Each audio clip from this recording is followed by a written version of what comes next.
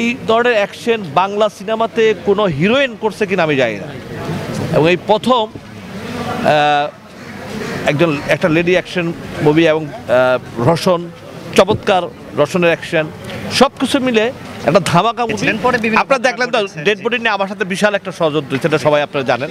হ্যাঁ, এবং এমন একটা ষড়যন্ত্রের শিকার, নাহলে ডেড বডি এত সুন্দর একটা ছবি, হ্যাঁ, মানুষ কিন্তু যারা দেখছে তারা হল থেকে উঠেও না। যারা অনেক সিনেমার মালিকরা বলছে যে আমরা ছবিটা দেখছি, ছবিটা দেখার পর আমার কাছে মনে হলো যে আপনার সাথে অনেক অন্যায় হয়েছে। যাই হোক, এটা আমার ব্যাড লাগে, এটা আমি নিয়ে আর কোনো কথা বলছি না।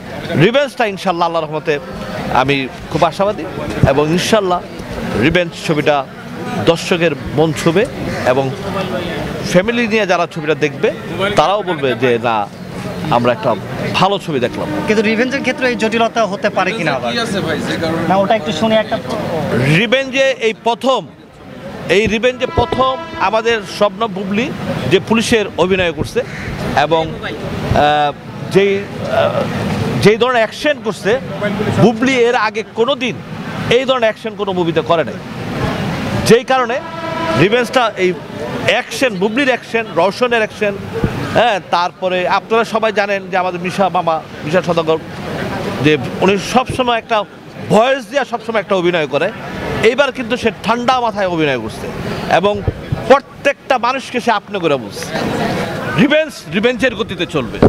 এখন সেটা হলো সিনেপ্লেক্স যদি আল্লাহর মতো করে ঝাই ঝামেলা আমার সাথে না করে, 2 নম্বরে যদি না করে আমার সাথে, তাহলে আমার রিলিজ দিতে আমার কোনো আপত্তি নাই ইনশাআল্লাহ।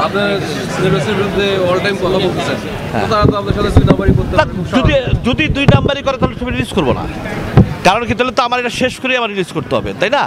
আর যদি মনে করে সিনেপ্লেক্স যদি মনে করে যে না ঠিক আছে আমরা ইকবাল সাহেবের ছবি চালাবো, হ্যাঁ, কারণ আমার সাথে তো সিনেপ্লেক্সের ব্যক্তিগত শত্রুতা নাই, তাই না?